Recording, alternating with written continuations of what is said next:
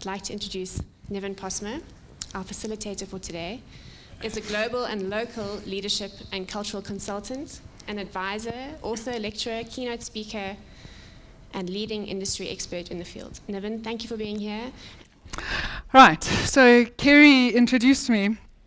I do all manner of things. I'm sure some of it will come up during the course of the session. And I'd really welcome conversation.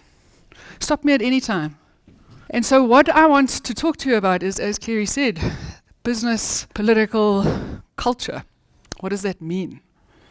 You know, is it just one of these throwaway words, or is there something substantive for all of us in the L&D space, in a leadership space, in a space in this country, in this world today? So let me start with two statistics. First one is 79%. Comes from the Gartner 2023 engagement survey. How many people follow that survey that happens annually? Okay, one or two of you. How unbelievable that an engagement survey comes up with a result of 79% disengagement. This is across industries, this is across countries, this is across companies. 79% of people are dragging themselves to work. And this number has been pretty horrendous for years. And like I say, it's across all manner of places. And this is passive disengagement. So you're kind of just going to work, body's there, the rest of you's checked out, you finish. Or you're picturing up at your laptop if you're not back in the office virtually, and you're the circle on every single Zoom meeting because you're actually doing a million other things. Some laughter over here. You can't possibly know. It doesn't sound like you know what I'm talking about at all. It must be these blooming colleagues you work with. Yeah. So there's passive disengagement, but there's active disengagement as well. Actively undermining the people in the company you're working for and working with. Like going to work to sabotage things. And that sounds crazy, but I read another statistic a while ago that said a survey that was done in the States, 47% of people, when they were asked about their manager and all kinds of things, would forego a substantial pay raise. Now, of course, substantial is relative and it's personal. You know, what's substantial to me might not be for you, whatever. But the point is, a substantial pay raise in return for seeing their immediate manager fired. Yeah. Don't give me the money, get rid of them. Nice. Yeah, nervous laughter. Very nervous laughter. I beg your pardon? They just needed the money, it's got nothing. Well, yeah, you come for R&B. Investment banks have a particular approach to money, but maybe. But that's a hell of a number, eh? And I think you're probably saying that tongue-in-cheek, so I'll take it tongue-in-cheek. Second number, pretty close. How many of you guys have heard of the concept of flow? Okay, so a few more hands. Okay, so it comes, and I'm sure all of you have felt it. Well, I hope all of you have felt it, even if you didn't know the name for it. But it's that feeling that comes to all of us of, whew, I am just in my groove. You know, I lose track of time because what I'm doing is so incredibly interesting. So I am so immersed in it that I am in a state of flow. And it can be work, it can be a hobby.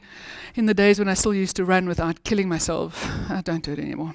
When I used to, when I just felt like, yo, I'm strong enough, I'm fit enough, I would feel that. Look, for about 3.5 seconds, but I mean, that's not the point. I felt it, you know. So Mahai Csikszentmihalyi is the guy who coined the term flow. So like I say, we hopefully all know it, but he was the one who described it. In his work, he says 80% of adults, if we were to become financially independent, so that we didn't need to work. So either you make a brilliant investment, you work at R&B for 2 years, you get some fabulous bonuses, you win the lotto, whatever. You don't need to work. 80% of us still want to work. Want to work. Because we want to contribute who we are, what we have, our skills, our passions, our contributions to this world. So what on earth is going on here that we are wired as human beings to want to be part of something bigger than ourselves. And for most of us, that's work. And yet 79% of people all around the world are just dragging themselves through their day, through their month, through their whole career. They just want to get it over. They just want to get home. You know, for me, there is something seriously wrong in how we've set up organizations, how we've set up cultures, how we've not led and developed people, despite how much money that's been spent on it. There's something wrong here. And what an opportunity for all of us, both, especially you guys in your role, but for all of us, to think about this in the spaces and places we are. How do you bridge this gap? And that's really the work that I do. I mean, it doesn't matter the form that it takes, but that's the problem I'm trying to solve. And so some of the ways that I think we contribute to this gap is through a whole bunch of myths that we have around culture and political and cultural intelligence in organizations. So what's the first one? How many of us treat work like school? So we put our head down, we think if we're going to work really hard, somebody's going to notice. In September, they're going to give you that A, hey? Well done. Well, that's how it works at school. That's not how it works at work. And I've just written an article, it's busy being edited at the moment, about the multiple ways that work is not school, but no one ever gives you that memo. And so especially if you've been very successful at school, and you were very successful at university, all of the things that got you there, or got you here, you think will get you there. They won't. Work's profoundly different. I'm seeing a lot of nodding heads. Yeah, I kind of think we should have had this session in the afternoon. We could open up a bottle of wine and compare stories. So, work is not school. And particularly when it comes to this subject of office politics, which apparently I'm now a world expert on. Who knew? Colleagues of mine think it's hilarious because I was so bad at it. Because this is being recorded, I'm not going to swear when I say I can think of another word starting with a K and ending with a K that I was at it. I was terrible at office politics. I had my first executive position when I was 29. I was CEO for the first time when I was 29. Man, I would not have hired me. How these people hired me is still a mystery. And so I had all kinds of very impressive, very successful roles. But geez, I was useless at this stuff. And so I was successful despite it. I wore as a badge of honor my refusal to engage in office politics. No. So when I say these words, just by a show of hands, let me see how many of you guys have said this or heard this. I'm not here to get involved in the politics, I'm just here to do my job. No, show me courage of your convictions. Yes, If we could just get rid of the flipping politics, life would be so much simpler. Daily. Listen, you're never going to escape it. Okay? When I have workshops, delegates will say, man, even in my own family, we've got politics. You don't say. I've worked in NGOs, I've worked at the Reserve Bank, I've worked in corporates, I've worked in South Africa, I've worked overseas, I've worked at an executive level, I've worked with juniors. Politics are everywhere. I had a friend who was a church minister. After 10 years of being in the church, decided she wanted to go into corporate. That is an interesting story. But the one thing she was really worried about was, I've heard so much about corporate politics. But no, I'm going to try it anyway because I want to change. So she goes in 3 months later, I'm meeting her for coffee, and I say, how's it going? She said, it's fantastic, I'm loving the change. And I said, and the corporate politics? Niven, do me a favor. Corporate politics. These guys are beginners when it comes to politics. Church politics. This is politics, okay? So you are never going to escape this stuff. But this stuff is something we don't actually understand. I didn't understand it for most of my career. I thought it was the toxic, the abusive, the destructive stuff. Yes, it can be that. I'll get to that. But it's a much bigger picture. It's all of the informal, the unofficial ways that things happen in organizations. Information gets given, gets shared, support gets given, gets shared, or doesn't. And really, what I often say is, all teams, all departments, all organizations have got two sides. Of course, you've got the formal side. Yes, the stuff in the organogram, the delegation of authority, the standard operating procedures, blah-de-blah-de-blah-de-blah. But you've got the informal side. That's just as real, and that's not written down anywhere. Not in any manuals, not in any induction, not in anything. And that's how things actually work. Sometimes they're quite closely aligned, but sometimes they're very different. And if you choose to only play on the formal and in the formal, well, of course, it's your life, it's your career, it's your choice, make that choice. But for me, it's essentially like playing soccer on half the pitch, rugby on half the field, cricket on half the, whatever they call it. Okay? This stuff is everywhere, and you can use it effectively or you can have it use you. And I love this quote. When this information and this support and this sponsoring is coming to you and you're benefiting from it, strategy. No, it's only when it's working against you and it becomes unfair and you get all tweezer-lipped. It's flipping politics. And of course, the moment you spit out politics, well, you've got everyone's attention and you've got everyone's sympathy because, yes, politics is terrible. It's the same thing, okay? What we're talking about here, and like I say, it took me most of my career to figure this out, and now I'm writing a book and a PhD on it. It was such a revelation. Is, of course, the negative politics. And let me tell you, I have seen some dreadful stuff in my career. This is a story I heard last year from a friend of mine. He's a personal trainer. And what I talk about in the book, if you have a chance to read it, is there's a range of politics. They're all normal. When bad politics become so bad that they are toxic, we're not talking normal anymore. Okay, so toxic is a synonym for, another word for, what? I heard it. Poison, yes. What is poison designed to do? Kill you. Toxic politics will kill you. That's when you've got to run like hell. This friend of mine, Vicky, who's a personal trainer, had a client. She was an executive at a listed company, so not somebody you would think without agency and an ability to make things happen. Last year, beginning of the year, she was diagnosed with pancreatic cancer, got booked off, spent her whole year trying to fight this, and it's not a great cancer, and the prognosis was not great.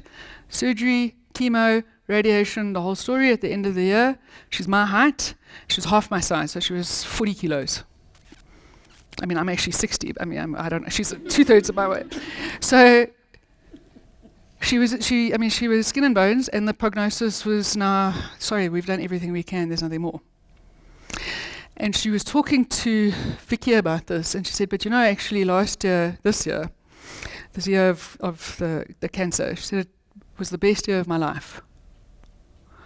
So Vicky's telling me this, and I mean, I've had cancer. I know that it taught me a lot of stuff, and there was value and there was a gift in what it taught me.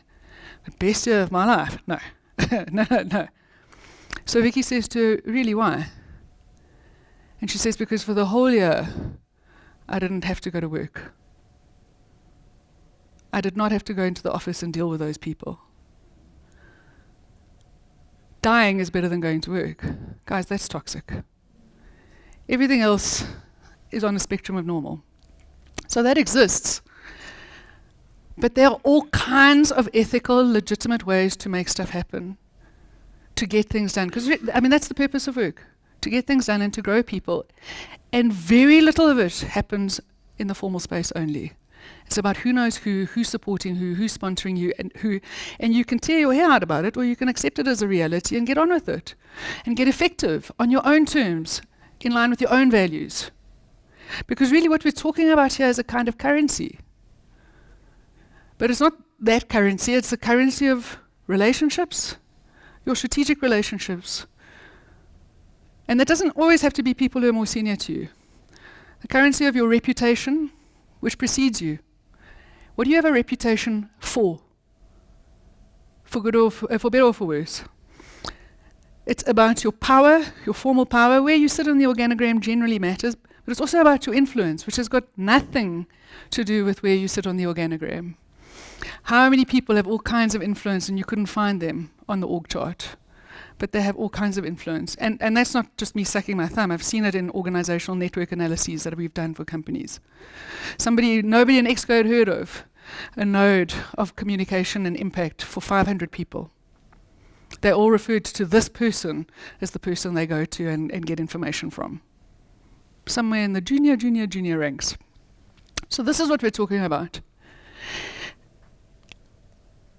And yet, when it comes to politics, when it comes to how we engage with people, particularly when it comes to new people coming into the organization, we treat people like kids and we treat work like school, where all the power is sitting with the managers, all the power is sitting with the organization, particularly in an economy like South Africa where people are so desperate for work, any work. And what a luxury I feel, I know I have, and I've had to get to the point where I accept it, that I get to do the work that I do. When we have the kind of unemployment rate that we have, I mean, I've just come back from the UK. You mention our numbers, and people are thinking, no, I must have misheard that. And then, of course, I say to people as well, and we only count people who are unemployed if they've looked for a job in the last 7 days. If you have given up because there's no hope, you're not included. And so this asymmetry of power, this imbalance of who has the opportunity to contribute to who and how, it's so skewed towards the employer as opposed to the people. So employers are the headmasters and the teachers, and everyone else is the kids who must be grateful for a job, particularly youngsters who are so desperate because they might be the first one in their family to go to varsity. They've got all kinds of hopes resting on them. This is broken. And so around this question of, give me an example of leadership that's celebrated in your company, and of course, how you do this matters. Why should I want to work here can be obnoxious. Or it can be an earnest inquiry, why should I want to work here? What is it about this place that matters? Could matter to me, to the world. And this question of leadership. Most powerful example of leadership I've heard in my whole career came from Veronica Devine. She died last year, I think. She was the founder of Justine Cosmetics. So how many people have heard of that? Okay, so she's been called the Estee Lauder of South Africa. And she told me the story about 15 years ago, and it had happened about 5 years before that. So it's about 20 years ago. And her son was very sick. She needed to hand over Justine to somebody to run it, an interim CEO, because she said, listen, as much as Justine is my first child, this is my second child, and I'm his only mother, whereas I can get another CEO. So she got a CEO in to run Justine, and she would go in every week. She'd get all kinds of spreadsheets and facts and figures about what was going on. And this happened for a couple of months. And the one day she's going in, she's getting the update, she's having the meeting with the CEO. And as she's leaving, one of her cleaning ladies came up to her and said, Miss Veronica, I want to show you something. And the way Veronica told me the story was that her first instinct was, and she said, I'm so glad I didn't do that. Because first of all, it would have been flipping rude. And second of all, I would have then lost the learning that came. Because what happened was her cleaning lady took her into this huge campus, well, into a part of the campus. So the distribution, the head office, the warehousing, the logistics were all in one place for Justine. She took her into the warehouse where everything was stored, and she just saw floor to ceiling of stock. And she thought, what the hell is going on here? We should not be sitting on this amount of inventory, and this does not in any way correspond to the Excel spreadsheets I've just been given.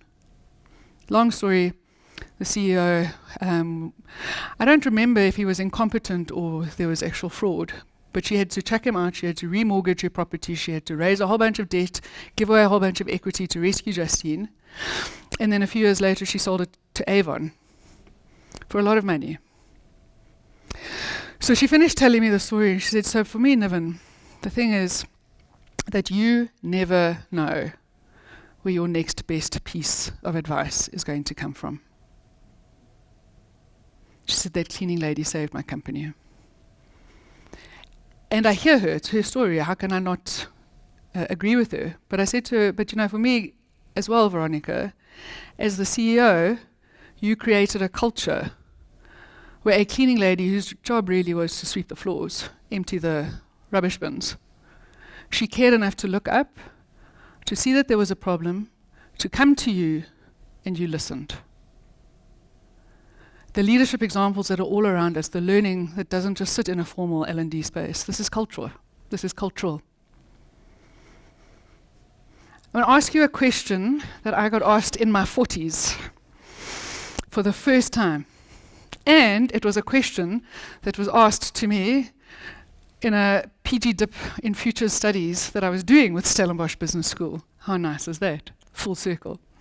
It was one of the prescribed readings we had, and I have referred to it for years. So it's a Harvard Business Review article that then became a book. And the title of the article is the question I was asked, a question I had never thought about in my whole life. And I've been in leadership positions since I was 11. And this is the question I'd ask you. Why should anyone be led by you? It's a profound question. And like I said, I'd been a prefect when I was 11, head girl when I was 16, blah-de-blah, blah-blah. Never asked myself that question. And so what they talk about in this article is a number of things. But the one thing that they talk about is about this idea of not reducing both ands to either or, with this concept of tough empathy. Tough empathy. How many cultures I hear empathy, empathy, empathy? Nonsense. Empathy, empathy, empathy is only going to get you so far. You need accountability as well, but you need both. And I learned this very early in my career. I was running an NGO. It was the early 2000s. Some of you may not remember it. You might be too young. Some of you may remember it well. But we had HIV/AIDS running rampant across sub-Saharan Africa. We had 1 million kids who were orphaned and vulnerable in South Africa. I was the CEO of a large NGO, one of the largest in the country, looked after about 30,000 kids a day. Rural Gauteng and KwaZulu-Natal, in areas that I'm sure many of you will know better than I know. Deep rural areas. No running water, no electricity, very little infrastructure. Well, I mean, no electricity. I mean, that's not everybody, but okay. And we looked after these kids in like I said, in myriad ways. And I am so glad that I had that role. I mean, for a ton of reasons, but because I learned about this tough empathy. I'm dealing with grandmothers who are bringing up their grandchildren, great-grandchildren. Dealing with child-headed households. A 14-year-old who is bringing up their siblings in a house that makes you want to weep. It is so humble. I can't not have compassion for these people. I am not running a widget factory. But if all I had was compassion, well, then I'm running a support group. I had donors, we had millions of rands of funding, we had the American government who needed answers, we better give them answers, we better show delivery. And so for me, empathy schmempathy, it's critical, it's not enough. Toughness is critical, but it's also, if that's all you've got, is the toughness and the delivery and the outcome, you've lost the plot in the complexity of what we're dealing with in the world, with the kinds of things that people are having to cope with, the overwhelm of the nature of living today. And so that's why I love this Martin Luther King quote. I mean, it's wonderful when somebody's so famous you recognize him from the back of his head, right? Power, toughness, without love is reckless and abusive. I could probably come up with a few stronger words, but I'm not a church minister. But love without power is sentimental and anemic.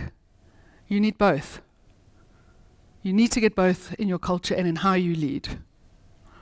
The third thing, actually, I thought about this before I move on. I suddenly thought about something on the way that I was driving here, which isn't in the slide because, like I said, it was last minute inspiration. This idea of both and rather than either or. Show of hands.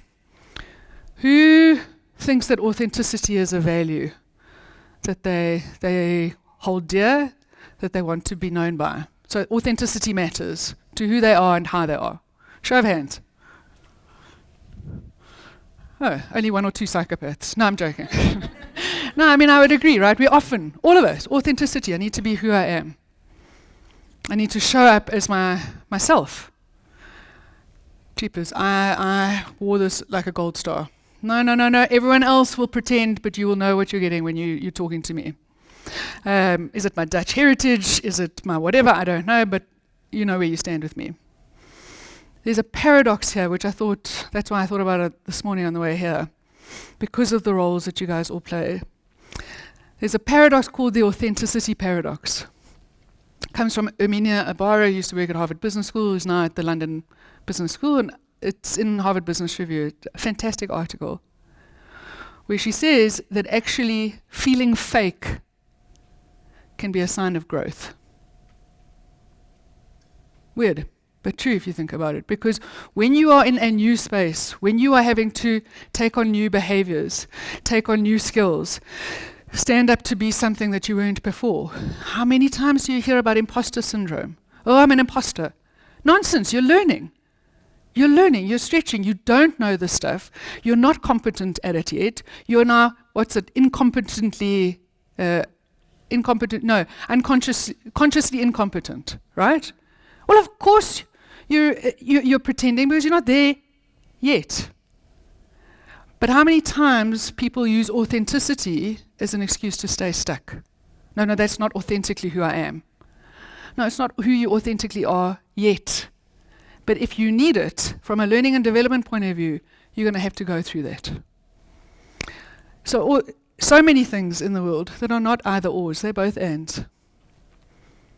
Values, of course they matter. They do matter. They're necessary, but they're not enough.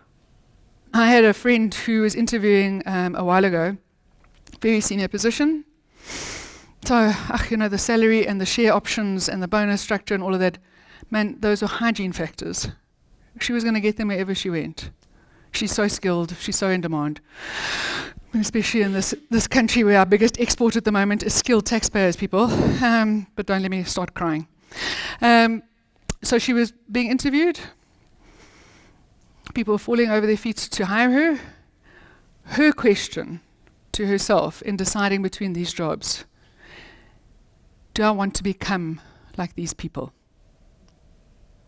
Do I want to become like these people? The values that they have on the wall, the stuff that they stressed in the interview, sure, that's important. But how people were showing up. Yes, we go into organizations to change them, but they will change us as well. And values are not enough. An intention, a statement of values, starting point. What else matters? How leaders actually show up. Actually show up. That great quote, what you're doing speaks so loudly, I can't hear a word you're saying. We're being watched all the time. How do people actually show up? And leaders, in my opinion, we get what we demonstrate, we get what we tolerate. Things are going wrong in your team, what are you demonstrating? Alternatively, what are you tolerating? Or both? Oh, this is my favorite, reward and recognition. Are you listening, Sandile from RMB? No, I love RMB. My partner's at RMB. I think it's a great place. So I'm just teasing him, and I'm teasing RMB. Reward and recognition. Money has been shown again and again and again and again to be a hygiene factor. It is not a motivating factor. And you sit in a toxic culture, you sit in a place that you hate, with 79% disengagement, then your remuneration will literally become compensation. I think it's hilarious that it's called compensation. Does anyone see the irony here? You are being compensated for all the stuff you have to suck up, that you have to say goodbye to, that you have to pretend you like, that's not going to change, even though it should. How much more can they compensate me? And maybe if I distract myself on the weekend with a weekend away or some new toys, it won't feel that bad. You know what? At some point, no amount of money is enough. And the systems and processes. Just I saw this in an organization once. Customer centricity. Oh, really? That's a breakthrough strategy. Customer centricity. Wonderful. People, and I mean, I'm being facetious and sarcastic because I'm not going to tell you the name of the company. They were actually a decent bunch, trying very hard to do a good job as executives. But when you sit with their people in a branch and you watch the systems that these people who are dealing with real customers are having to work with, and they're trying to smile and they're trying to give an answer, but we've got 3 systems here that aren't talking to each other. But you guys on the top floor are telling me about customer centricity. Do me a favor. Come and work in this branch just for a day. So yeah, how we equip people, how we enable people, what we give them to do their job. And one of these executives, and that's why I was happy to carry on working with them, was she said she realized the biggest thing in her leadership journey was the day she became an executive and she realized, you know what? I actually don't do any work anymore in this place. So she said this in front of the other executives who looked very shocked because, we're so important. Of course we do lots of work. She said, no, I create the conditions for the people who do the work to be able to do the work. That's the honest work in this organization, not me on the 12th floor, 20th floor, 50th floor. What are we giving them to do the work that they need to do? And again, from an L&D point of view, how many times you guys are probably the first to be cut. But I remember Mark Lamberti once saying this. And I mean, he's been very successful in his career. I'm sad that it ended the way that it did because I think he's a very impressive businessman and human being. But he said having made all the money and had all the successes that he did, he said he has lost sleep over companies that are making a ton of money. And similarly, he slept like a baby for companies that are losing a ton of money. And he said, why? He said, because the financial indicators are the lag indicators.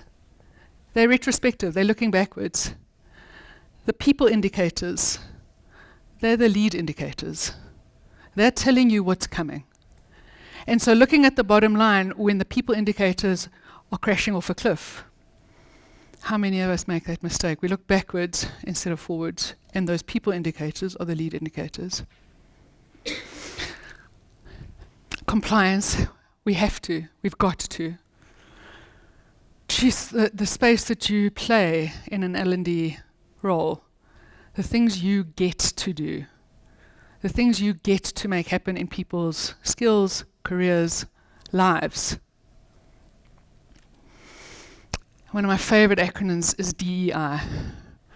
These are complex things that haven't necessarily worked the way they should have. But the intention behind them, I think we lose sight of in all the compliance and the acronyms. Diversity is a fact. Equity is a choice. Inclusion is an action, a daily cultural leadership team action, or not. And belonging is an outcome, or not.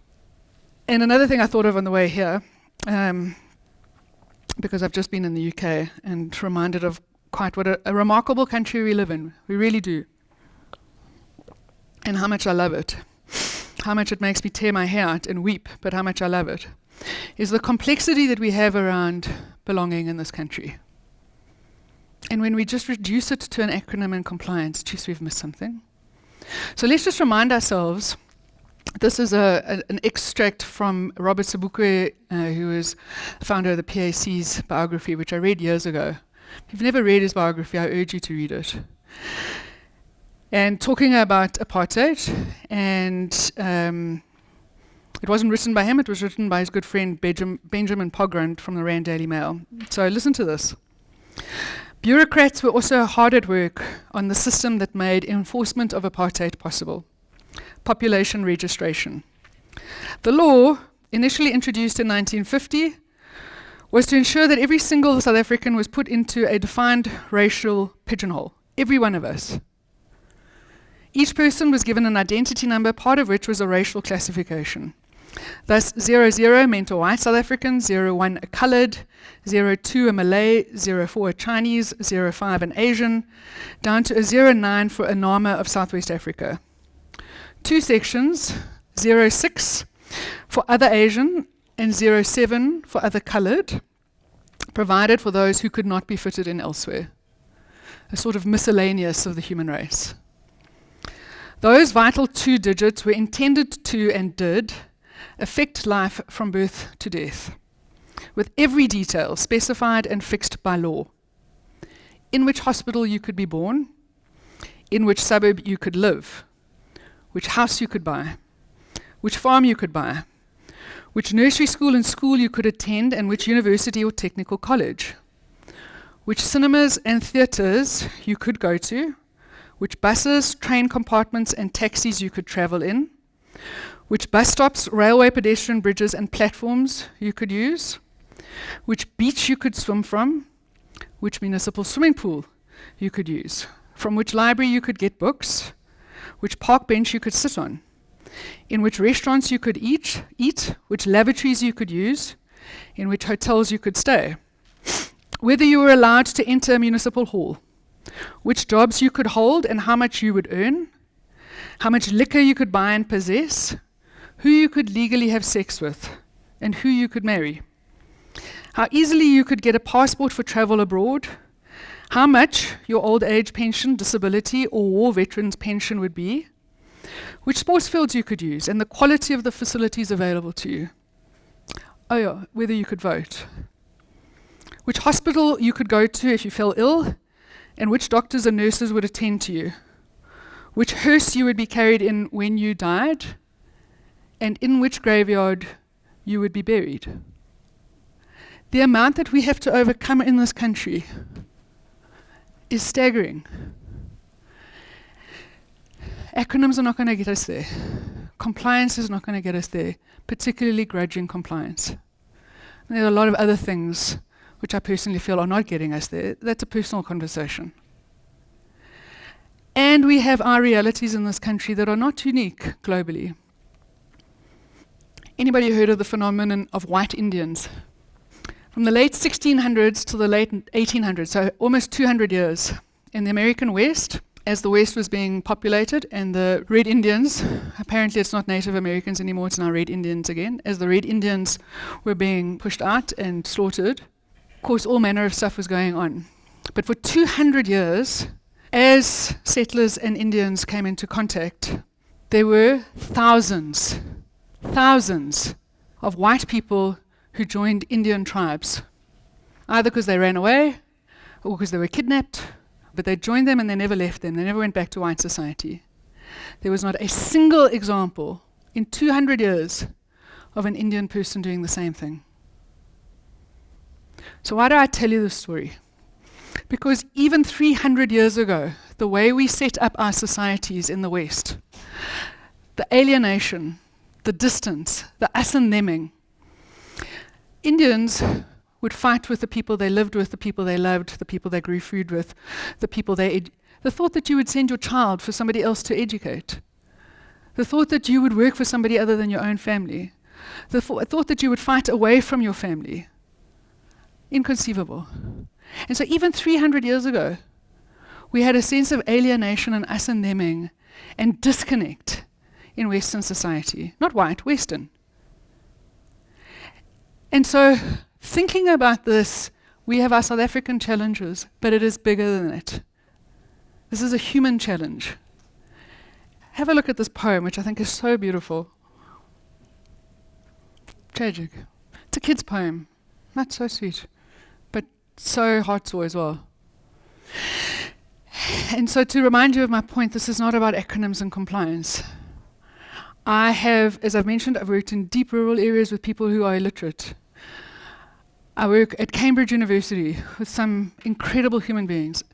I lectured at Stanford 3 weeks ago. They thought my book, which you're all getting a copy of, was so brilliant they wanted me to guest lecture to them. I'm like, could I possibly fit them in? I'm like, what do you think? and really, it doesn't matter where I work, who I work with. We all want the same thing. We want to be seen. We want to feel that what we do matters. And we want to belong. And yes, and the amount of energy we spend filling in spreadsheets to make this a compliance issue, it's much more than that. It could be, it should be. And the last one is particularly in a time of overwhelm. And I posted about this on LinkedIn today. I'm working with a lot of teams at the moment, well, 2 major teams at the moment. Overwhelm. Overwhelm in South Africa cannot be underestimated. Overwhelm in the UK is not much better, let me tell you. But overwhelm in this country, lecturing at Cambridge. How's this? I mean, I'm laughing because we're South Africans, not because it's funny. But one of our delegates, this was an online course, one of our delegates in Pietermaritzburg had continual load shedding at home. This is about a year ago. So she goes into her office in Pietermaritzburg to sit through the lectures for the day, because at least there it's stable. And so this was on the Tuesday. We had 3 days of lectures, Tuesday, Wednesday, Thursday. Tuesday she was explaining all of this as people were introducing themselves. The Wednesday she's not there, because we got the message that no, having left the office where she'd gone for load shedding issues at home, she got hijacked. Try to explain this to people in Cambridge. What? What's load shedding? Is everyone on a mass drive to lose weight? No. Although, hijacking, what is that? The overwhelm here is unbelievable. And I still choose to be here. And it's like somebody said to me years ago, resilience is not about hardening your heart. It's about strengthening your core. What matters to you? What are you prepared to accept? What are you not prepared to accept? And how do you create an island of sanity for the people and the things that do matter? So what matters to you? That's the reason I put that quote up there is a friend of mine, a dear friend, had a complete nervous breakdown 2 years ago. There were all kinds of things, but I was so moved when she said that she went to an occupational therapist. And the first question he asked her was not, what's the matter with you? Why has Discovery booked you in here to see me? But what matters to you? What matters to you? And frankly, the more she spoke to him and the more she understood it, she realized that everything that mattered to her was being systematically ignored and trampled on at work and in life. Or then frankly collapsing as a rational response to protect yourself. What matters to you? No one else can answer that question for you. This is a profound life question. But same as in companies, what matters to that company? So, I'm going to ask you something as I start to wrap up. Who's got teenage kids here? Oh, look at your face. You're like, should I say yes or should I say no? Okay, you said yes. So what's your name? Sue. Sue. Yeah. No, it's actually Sureshni, but okay. So, Sue, how old are your kids? 20, 19, and 14. Okay, so let's start with the 19-year-old. What's his or her name? 14. Tia. She. Yes, she. Okay. Okay. So, Tia's still at school? Or? She's first year master. Okay. So, your 14-year-old? She's still at school. What's her name? Sayuri. Sayuri. Okay. So, Sayuri comes to you. She's watched her 2 older sisters figure out their life, and she comes to you. Are you married? Yes. Okay. Husband, wife? Husband. Okay. So, she comes to you and her dad, and she says, Mom, Dad, the world is in a mess. My sisters have sorted out their lives. I'm only 14, but I think I need to think about my life as well. How would you respond? That's a tough one. Huh? I think with the way and what matters with. Yeah. She wants to think about the purpose of her life, what she's going to do with her life. So I think in the way that we brought our kids up, it's always about making their own choices. Mm-hmm. From the time they were little. Beautiful. And giving advice if it's needed, but not making the decision for them. Beautiful. That's perfect. Okay. So I would then obviously try to probe and say, why do you think that this is the time you need to do okay. But the point is, generally, how would you feel that a 14-year-old wants to think about the purpose of their life? Great. Anybody disagree? Think you're too No. young. No! How soon? No, start them young. Come on. So she says, and the way I want to do it, Mom and Dad, is I need peace, I need quiet, I need to sit with myself. So I'm going to go into my room. I don't know if it's going to be a few hours, a few days, but I'm going to think deeply about the purpose of my life, because this world needs conscious people who are contributing. So she does that. You're great parents. You aren't here to give her advice and instructions. She has to come up with them by herself. She goes into her room. A few hours go past. Day goes past. You see the Uber Eats coming and being delivered into her room, but you don't see her. Another day goes past. Finally, on the third day, she comes out. Now, you and your husband are like, okay. I mean, there's been some deep thinking in there. And we cut off the Wi-Fi, so we know she wasn't on the internet. Deep thinking. And she comes out and she says, okay, Mom and Dad, I've got an answer. Mom, Dad, my answer for the purpose of my life is I'm going to breathe. Breathe. B-R-E-A-T-H-E. Not breed. Breathe. How would you respond? Live it. Why? As much as we want them to I think for me, as much as I wanted to make our own decisions, I also wanted decisions to be sustainable for the rest of my life. What's not sustainable about breathing? I mean, it's pretty fundamental. No breathing, no life. What's she missed? Okay, these. I was going to support you.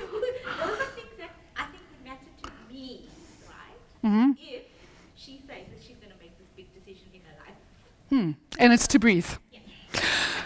Okay, you ladies had quite a reaction here. Why? 3 days. I'm waiting. You're waiting for something magnificent. For me, I've already pictured your future, right? Okay, so she probably likes this and then she'll take this route. And then 3 days, you want to breathe. Breathe. I'll probably take my own 3 days to go think about it. Because it's underwhelming. That's it. That is it. Why am I telling this story? You're like, I can't wait to know. I'm telling you the story because for me it's analogous to when a company says that the purpose is to make money. Of course you need money. Money is a wonderful thing for many things in this world. It's an essential thing. It's like breathing. You don't have it, you won't survive. Even an NGO, even a charity, even a church. Of course you have it. But is that it? That's it. Do me a favor. What do you exist for? How is the world better or worse for having had you in it? And I suppose the last story to finish off with is how you can find this in yourself. Make this happen in your teams or not. It doesn't come in your KPIs. It doesn't come in your job description. It comes from you. And years ago, I remember meeting a woman. It was a Friday afternoon. I was still at Standard Bank. I had to go down to Simmons Street to interview this woman, and I was thinking, oh, I'm tired. It's Friday afternoon. And Simmons Street. But I went down there, and this woman had energy that could have lit up this country. Something, oh, okay, this isn't going to be so bad. And then I sit down and introduce myself. We were interviewing people across the whole group, so 60,000 people in Standard Bank. We interviewed about 1,500, 2,000 around the culture. And I explained what I was doing, and I said, okay, so I've got your name, just tell me your job. And I forget what the technical title was, but essentially her and her team were in charge of repossessions. So you fall behind with your bond, with your car, her team's going to be phoning you. Something, oh geez, this energy that I had is now just about to go. So I look at her and I say, wow, how do you cope with such a difficult job? She said, what do you mean? I said, well, it must be really rough coming into work every day to do what you do. So she looks at me, she says, well, what do you mean? I'm thinking, what do you mean, what do I mean? You take away people's houses and cars every day, 5 days a week. This is rough. I said, no, that's not what we do. So now I'm totally confused. And she looked at me and she says, no, what we do here is we stop people killing themselves. I looked at her, I said, I beg your pardon?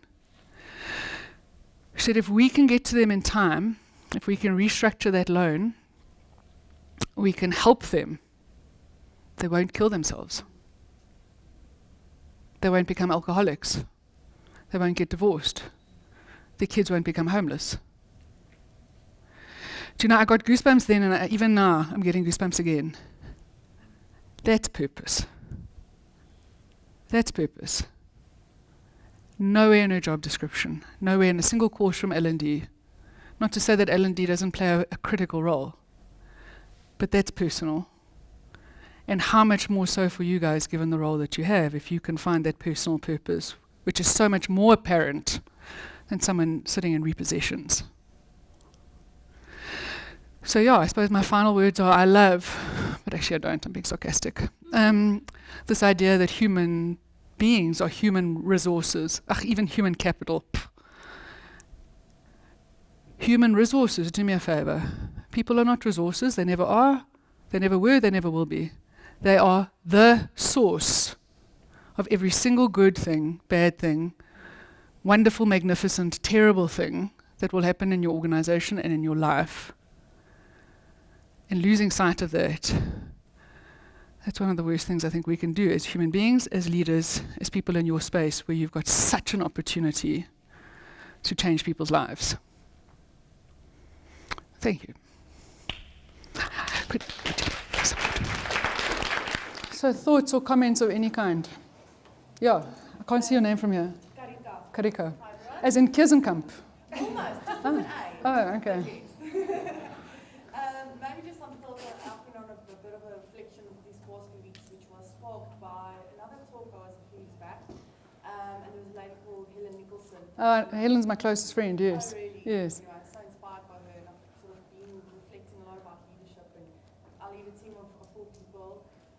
But on that day, she's talking about what she does best, which is your personal brand. And I think something like culture, it could feel quite intimidating, like how do you change, especially if you're in a big corporate, like how do you, and you know, it's the same with the world, you know, there's so many things out there, how do you, Yeah. you know, all the beggars on the street, you know, but you need to start at home, you know, so culture is big, but start with your team. Something that's been really profound for me is after that session with Helen, she encouraged us all to really think about our personal brand, and you mentioned about reputation, but what are you famous for, and are you famous for what you want to be famous for? So I took that very seriously, and I was very inspired after that, and I actually went to a few friends, good friends and family, as well as colleagues and peers, and I asked them if they had to describe me in one word, what would it be? And similar, or in the same vein, you know, what is the one thing that they would possibly change about the way that I come across, or you know, that one thing that I should probably work on, and that's it's been so insightful, because I think if you as a leader become more conscious of that, then you can start creating that culture that you strive for, because sometimes unintentionally you create a culture that you actually don't necessarily is different to what you've envisioned. So yeah, I think just start with yourself and just be open. It's a vulnerable position to put yourself in, but if you start there and start reflecting on yourself as a leader, what do you want to inspire in others, what do you want to create in your team, it's really profound to just become acutely conscious of what you are creating by just asking that one simple question from people that you trust. I love what you're saying. Yeah. Interestingly, while other people think about what they might want to add to that, that's apparently, I was in Stockholm last year and I didn't see confirmation of it, but I read about it in the Sunday Times Book of Lasts. Apparently that's where the Nobel Prize came from. So there were 2 brothers, Alfred and Albert. Alfred invented dynamite. And then his brother Albert died. And then the obituary came out, but for him, for Alfred. So instead of the obituary for his brother, his own obituary came out while he was still alive. And then he read, Alfred Nobel invented dynamite, killed millions of people. That's what made him start the Nobel Prize, the Nobel Peace Prize. He's like, that's not what I want to be known for. Yeah, you know, hopefully it doesn't take reading your own obituary. Hopefully it just takes listening to Helen, yeah, and Karika. Yeah. So then I think this side is, this question is quite a hectic question. But in an organizational context, how are we as leaders, how do we manage that responsibility of taking into account individual circumstances, individual skill development plans, individual, our leadership pipelines, our individual team members that are going through personal crises, etc. And marry that with what the business needs to do in an empathetic way. Yeah. Because a business, so I'm speaking from a business perspective, we can't be everything to everyone. And at a point, our team members, our staff, they need to also have, they need to see and recognize the tough empathy, but I'm trying, sorry if I'm not making sense. No, you're making perfect sense. In terms of a culture, I also feel that, employees need to also understand what is theirs and what is ours. Mm. And also take accountability for that. Mm. Because there can be no marrying of, we can't do everything, we can't cover all the bases.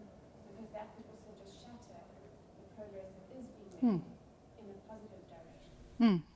I violently agree, Kerry, violently agree. Listen, this isn't all just cupcakes and kisses. I mean, it can't be. It is about an organization. It doesn't even have to be a business. I mean, I'm the chair of the board of Cotlands, an NGO. We have to make tough decisions there around people. And so I suppose there's two things that I've always tried to practice in my career. The first is some advice I got years ago. And I suppose it would really resonate with you guys, especially given your role. And it was, if you can't change the people, change the people. Yeah, I mean, we all want to be the change we need to see in the world, blah, blah, blah. Okay, so assuming that you are that, if you can't change the people, change the people. What do I mean by that? It is profound. Because there's a hell of a burden of proof on that if you can't change the people, if you have given them all the support, all the coaching, all the feedback, all the clarity around what's expected of them. Jeepers, how many times I've sat with people, they said, well, I'm really struggling with this person. Okay, well, let's go through the basic rules of feedback. What was agreed? What has happened? Where's the gap? What was agreed? That's a brilliant question. So you've been managing their performance for a year and you don't have clarity on what was agreed in terms of their outcome. Come on, man, that's management 101. So have you discharged all of your responsibilities to someone you are responsible for because you brought them in? And then if they're not part of it, they're not part of it. Then it's time for them, as Disney says, they never fire people. They're encouraging you to find your happiness elsewhere. So yes, I love what you're saying. If you can't change the people, change yourself. I think that's actually incredibly wise. I was joking, but there's a profundity to what you're saying. Have you done the work on yourself? Do you own your own stuff? That's where I was trying to get to. Yeah. Sorry, hi. No, please go for it. I was trying to get to the fact that I don't believe that you can change everybody. I've never believed in that. However, that is, I should actually have the skills and the tools to be able to navigate the conversations to what's your responsibility or accountability and what's the consequence of it. Yeah. Interesting, I had a very senior leader who was going through a divorce. And we all know that is when you go through the divorce, you go through the time. And part of it, I'm going to give up my job. I said, okay, we're going to give up your job, it's fine. So no salary, no kids, won't eat, family won't pay a bond, you won't pay. How's that going to help? So until you take responsibility, you're accountable for what happens in this divorce, whether it's going to be good or great, or work for you or not. So I am of the opinion that we have to do it for ourselves because I won't be able to do it for everybody else. And whether your team is 2, 4, 6, or 8, we're very conscious around the fact that we want to do everything for our employees or our subordinates. But we never do anything for ourselves to actually empower people to do things for themselves. And hence we sit with the monkey on our shoulder all the time. And I always have the analogy, and I use it in the team. It's your monkey, it's your baby. Let me help navigate you, give you the skills, go for help. But I cannot take that, because again, that's what matters to me at the end of the day. Because otherwise I take somebody else's burden on myself. I carry that load. Yeah. No, you're so wise and so spot on. I mean, I think as much as I, hopefully you understood I was just joking, but what you're saying is profound, okay? And I think for me, how many metaphors there are around leadership. My favorite is leaders are gardeners. I'm a huge gardener, I love it. But I don't make my hydrangeas grow. I don't make my arum lilies grow. I don't make my herbs grow. I create the conditions in which they will do what they're going to do. So I recognize my hydrangeas need more water than my arum lilies. I know that basil needs more sun than maybe my alstroemeria, whatever. And so I see them, they're different. This one, it needs a little bit more fertilizer than that one. This one, I need to move it into the sun because it's really wilting. And then you know what? There are some weeds taking place here that are going to choke and kill everything. I need to rip them out. Because the longer I let them fester, eventually everything gets smothered by them. And so I so agree with what you're saying. I don't make those plants grow. I give them the space, and then after that, it's up to them. And I think there is a real absence of accountability for our own lives in people. I mean, I think it's hilarious, but not very funny. When people say, HR is not helping me with my career. Your career is not HR's responsibility, it's your responsibility. What do you want to do? What are you trying to achieve? And then how do you use learning and development in HR to support you? But sitting there as a blank slate, HR tell me about my life and my career.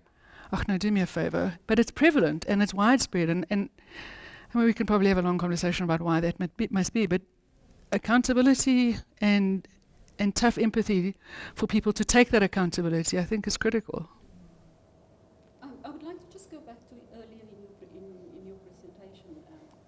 We spoke around the toxicity in the business, etc. And one of the skills I believe that most leaders lack is the skill of navigation. And I fully agree with the fact that you don't have to play politics. You don't want to play politics. You're not that person, because I'm the one of the people that said yes. Oh, read my book. I don't do politics. Read my book.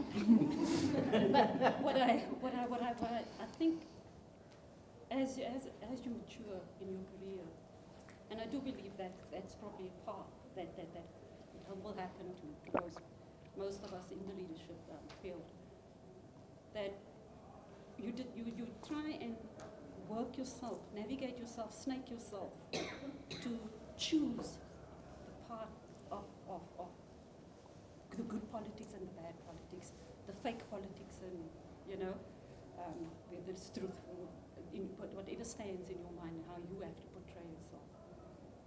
And I think a lot of the leaders struggled with that part of how to navigate themselves around it. Yeah. And it's unfortunate to see that it only happens when we really mature in our career, and then probably we realize that that doesn't matter to me anymore. I'm not going to be conscious. But I'm also consciously aware of the fact that what leaders go through during their career, Yes. how soul destroying it is. Well, so again, I'd push back on that slightly, because what you're saying is exactly what I would have said in a whole bunch of ways a few years ago. And now doing my PhD on politics, there's a lot of stuff that says, politics are seen as a precursor of disengagement, cynicism, all kinds of things. But actually, there's more and more research that says the people who are disengaged and cynical are the people who are bad at this.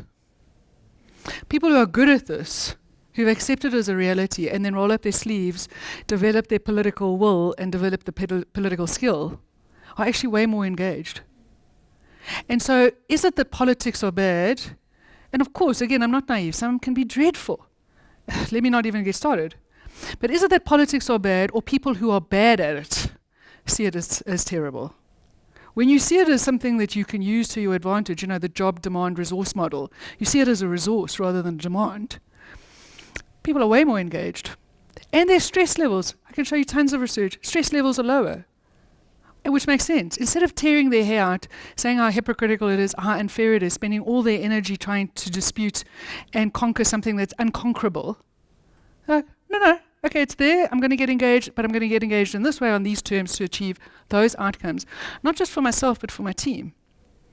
Because, I had, and again, there's tons of research around this, in terms of the efficacy of leaders who are politically effective and the shadow that casts for the better for their teams. I had a delegate say this to me on a workshop, I'm working for the most fantastic person, and I'm about to leave his team. Really? Why? Because as technically brilliant as he is, as impressive and decent as he is, he will not engage in the politics. And the reality is in this organization, the only way you are successful is if you socialize your ideas. Socialize politics, okay? And he refuses to do that because he wants to go to the committee and they must make the decision based on the facts. Well, the facts are not enough. You have got to get buy-in, you've got to get support. And he refuses to do this, which means our ideas constantly get shut down. We don't get the resources. We walk into meetings, we walk out of meetings with no's. And so as brilliant as he is, we're not getting anything done here because he's not playing the political relationship capital game. So again, how he does it could be incredibly toxic and Machiavellian, but not doing it is not helpful either. So thank you. What's your name? Gillian, we had this fat chat and I didn't even know who you were. Anybody else? Kiri. I'll give Michelle a chance. Oh, Michelle. Thank you. I think just listening to what you said around tough empathy and those sorts of things. Thank you. What we experience from many companies, many of our clients, as pain points is psychological safety, trust, and those sorts of things. So for me, and I'd just like to hear maybe your views and others in the room, there's a fine line for me between tough empathy and instilling a culture of fear. So how would one, I don't know, how would one bridge that? How does one overcome that? Yeah.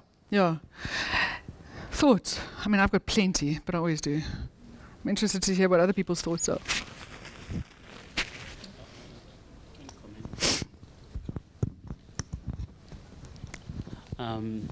Firstly, I think it could revolve around the example you've given about, you said Vanessa, right? The founder of Veronica. Veronica. Oh, okay. I like that example because you can imagine a cleaner is probably somebody that is really not taken serious in an organization. At the same time, there's a good chance that she's never been in a formal meeting with the CEO or the founder of the company.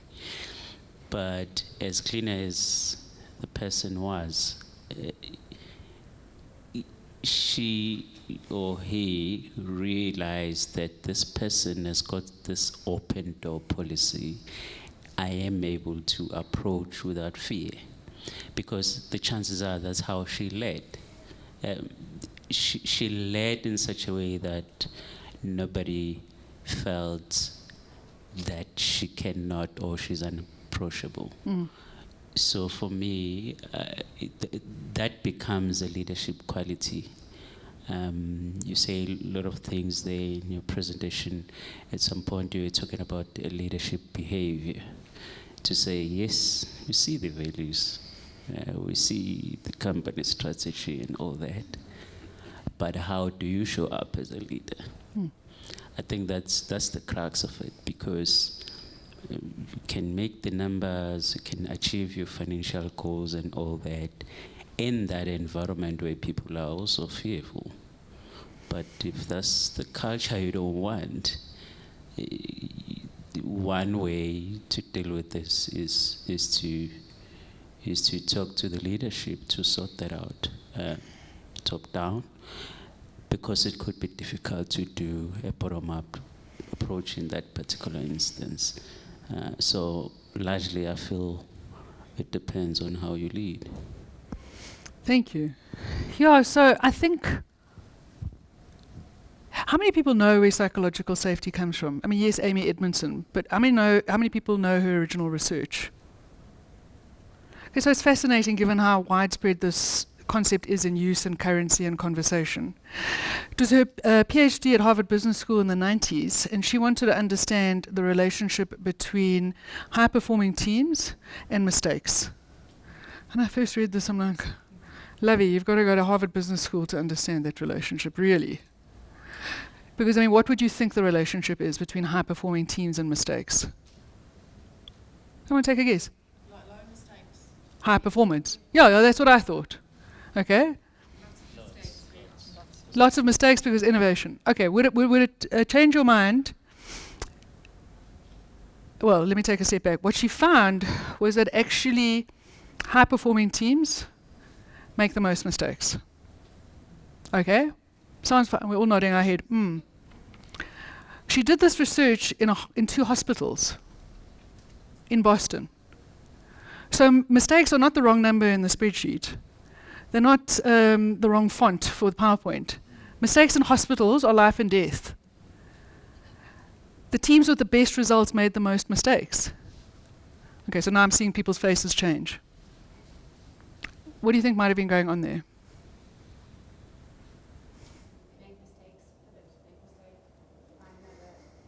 And I mean, I go into hospital, you cut off my leg, my right leg. It was supposed to be my left, but next time you'll get it right. You've made the mistake. Okay. Yeah, Karika? Is it maybe about create or understanding in which safe environments are mistakes allowed? So almost allowing errors where it's not likely to be fatal. So almost stepping So do you think errors are something you allow or they happen whether you allow them or not? I think your approach, if I get back to leadership, maybe in a project where like mistakes cannot be made, then things like monitoring carefully, being involved, sticking to deadlines, Micromanaging. might be more prevalent. Where in projects where there's less risk involved, you go, okay, I'm setting the boundaries as leader, but go. Yeah, so Kerry goes in for an operation, whatever. Niven goes in for an operation, make damn sure nothing goes wrong. Yeah, I like that. Okay.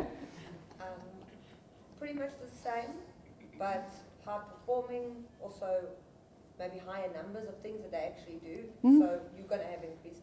And then the safety to report it without as much repercussions. They'd rather know, I think I left that sponge while the person's still in the operating room, then 3 months down the line, they get sued. That's spot on. The higher performing teams were not making the most mistakes. They were reporting the most mistakes. Like, it actually mattered enough for us to say this as opposed to cover our back, pretend. And so I think to your question around psychological safety and fear, again, people often can think, oh, psychological safety, anything goes. We're talking about a hospital. We're talking about life and death. It's not anything goes. It's precisely because it's so important that we have to know about this stuff, and you've got to spend your energy fixing it and us correcting it rather than you covering your back. And I think the second thing around psychological safety is everyone either feels it or it doesn't exist. It's not, oh, I feel psychologically safe as the leader and everyone else is just sitting there with their screensaver expression. No. And I think the third thing to your question is, fear is not a monolithic thing. All fear is not equal. The fear of being ridiculed, of being ostracized, of being humiliated, of being sidelined, that is a very different fear to the fear of letting people down, the fear of being the weakest link in the chain, the fear of being the person that the rest of the team can't count on. That fear is a motivating fear. The fear of the other fear, that's a debilitating fear. And so I think, there are so many cultures where fear is a part of that culture. What is the kind of fear? Because the fear that drives us to be better, to be part of something that matters, to not let people down. The fear that makes us just back into a corner and protect ourselves because I know these people will have it in for me if I don't. Well, that's going to kill you. Yeah. I just want to add something to your question. I think for me, and what has worked for me as an HR manager and a senior manager of our company, is the strike of balance in terms of how you present yourself, being authentic. Because what I've seen and experienced is absolutely employees that knows that they can count on you. You will show up when it matters. But if you also flip the coin, that you are firm and you are reliable as a manager, and you won't let them down. You will give it to them where it matters, not because you want to be punitive, but because you believe in them as your team member, and you also want them to grow and to develop. I think as a manager, that has worked for me, and I live by that every day. And I can see in the beginning people don't understand, because what is wrong with this woman? This one day she's all lovey and fussy, and the next day she's the strong person that stands up for her discipline and what she needs to be responsible for. But as people get into that motion and get into and understanding it, they appreciate it so much. So yeah, I just wanted to share that with you. I think you're so right. Why am I doing this? Why am I doing this? Yeah, that matters hugely. Just a comment on that. While it's all great that we sometimes want to be able to be like that, we all can't always in every kind of situation. But I think that it also sometimes opens us up to that poison, that toxic environment, the politics within your team. When you, and I speak from experience here, just in terms of my personal experience of what I've been through.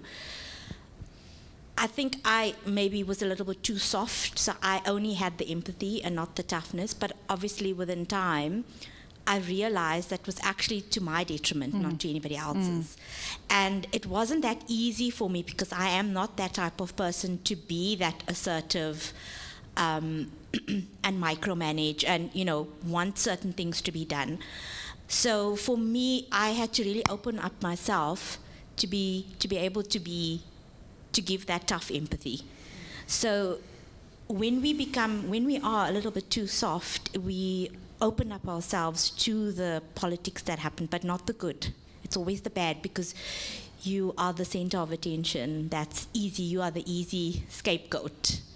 So I think for me, that's what, this workshop's really been awesome, because these things that have gone off in my mind, I've done this. I've experienced it, but I see it in a bigger picture now. So thank you. No, thank you, Sue. Look, I think there's two things. The one is, being too soft doesn't help. But I wrote about it on LinkedIn the other day, where I said, I remember doing culture change for an organization once, and I was speaking to this one bloke who'd been around there for 100 years. He was part of the asset register, and he had seen CEOs come and go, and he's like, And I said, what the new CEO was trying to do, and he said, listen, you know how many CEOs I've seen come and go? I'm still here.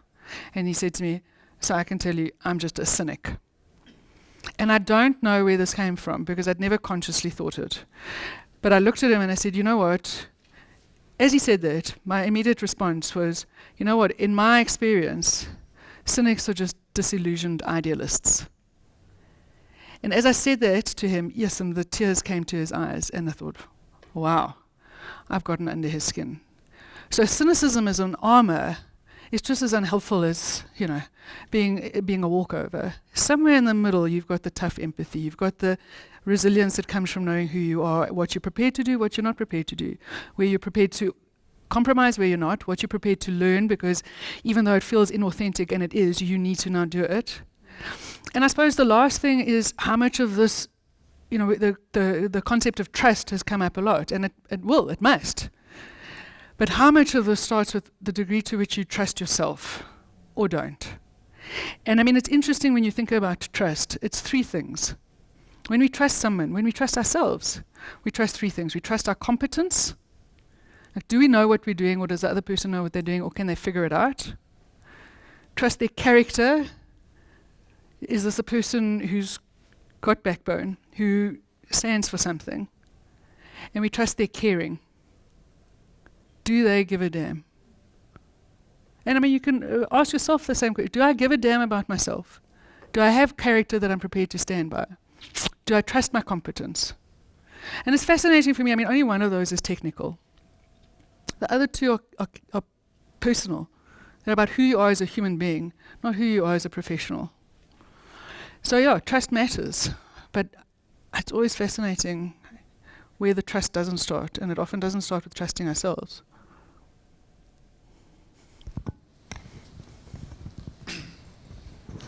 Thank you. And also just to comment on something.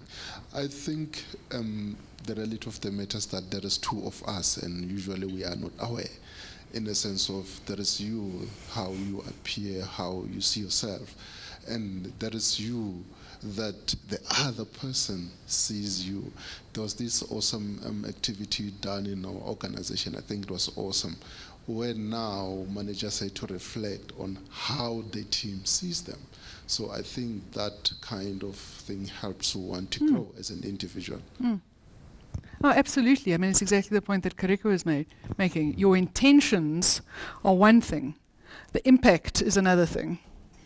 You know, so yeah, what is the impact that I'm making? And also, of course, the opposite is true. Sometimes you can be so revered and respected, and you're sitting there doubting yourself and questioning yourself and lashing yourself, I should have, I could have. Actually, people think you're flipping wonderful. And, you know, I think that's the value of a session like this. You can't survive without a tribe. You couldn't survive 300 years ago without a tribe, and people didn't want to live in white society. They wanted to live with Indian. I mean, it can get isolated in your role. It can get isolating in your company. Do you have a tribe and a community and a kind of community of practice and learners across the learning and development space? Jeez. It's not the stress. I posted about it again this morning. It's not the stress that kills you. It's the absence of recovery. And sitting with a colleague, getting some advice, taking time out to invest in yourself, thinking about some things. These are all opportunities for recovery, as opposed to just going through in your own mind and your own stuff the challenges you're facing in your role in your company. Everyone's facing them. Can you reach out? Can you build a tribe? Can you get ideas and advice and support? So I know we're over time, so if people need to leave, they need to leave. I'm not going to take offense. I've just been thinking about your question around the psychological safety and how do you balance it with the tough empathy. And I've just been thinking about it, reflecting, and I think you need to be as passionate about celebrating people's achievements, equally as passionately that you will have the hard and tough conversations when things go wrong and they don't necessarily take accountability to what they need to. So it's really that balance, but shouting as loudly on both ends. And showing up in both types of situations. So they know when they do well and they perform, you will celebrate them and you will make a big fuss. But similarly, you will also call them to task loudly if they don't, you know, stick to their part of the deal. Yeah, as opposed to when I do what I'm supposed to, I'm just doing my job. It's only when I stuff up that everyone knows about it, which is actually quite funny. When I was at the Reserve Bank, I was talking to one of the bodyguards, so the VIP protection officers for the governor, and he was saying, "Oh, you know, I mean, that's the reality of being a bodyguard. If I get shot, I'm just doing my job." I'm like, oh, okay. Nobody's going to give me a medal. In fact, they might have a disciplinary. Why did somebody who had a gun get so close to the governor that they could shoot you instead of them? So, yeah. Can you give us an example, very high level, in terms of the process of changing the culture? I'm just wondering whether the culture is defined intentionally, or it's just the way people do things.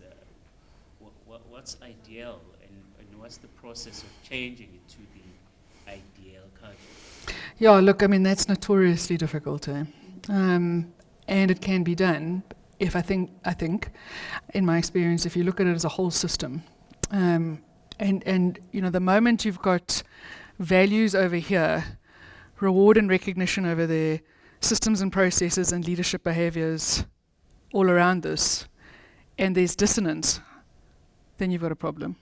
So if your values aren't translating into your leadership behaviors, so we say respect in the way people show up, and are allowed to show up, and are tolerated in how they show up, aren't connected, problem.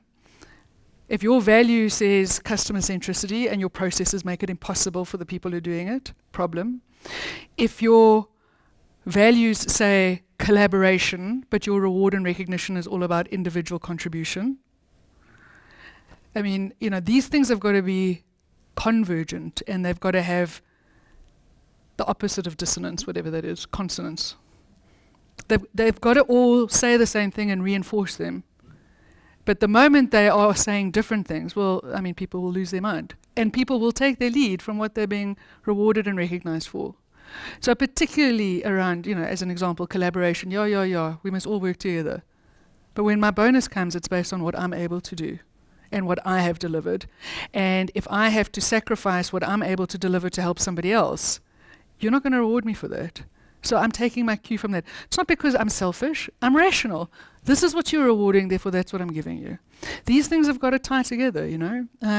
But I think so many times we start and end with values. They're necessary, they're not enough. And why these values? Can somebody tell me why these values? How much research? You take away the company name, people can't recognize their values from anybody else's because they're also blah, blah, blah generic. Respect, accountability, excellence, Eskom probably has the same as SAS, it's the same as SAB, has the same as Deloitte, has the same as RMB. I mean, they're all non-controversial, they're all motherhood and apple pie, they're all normative and aspirational. Fine, got it. Why those values, how are they going to help with that strategy, and how are we reinforcing them in every part of this organization, as opposed to just putting them on a wall and thinking that's enough? Actually, you know, I think, frankly, it's not the culture that's the problem. It's the dissonance. So I had a friend who was recruited for an investment bank in Manhattan. And they were very frank when she went there. Listen, we're going to chew you up and spit you out. Eh? You're going to work for 100 hours a week for about 5 or 6 years, but you're going to leave here rich and very skilled. You're in or you're out. Love you, I'm out. But she's like, no, that's fine. She had no problem with burnout because what she was promised was what she experienced. There was no dissonance.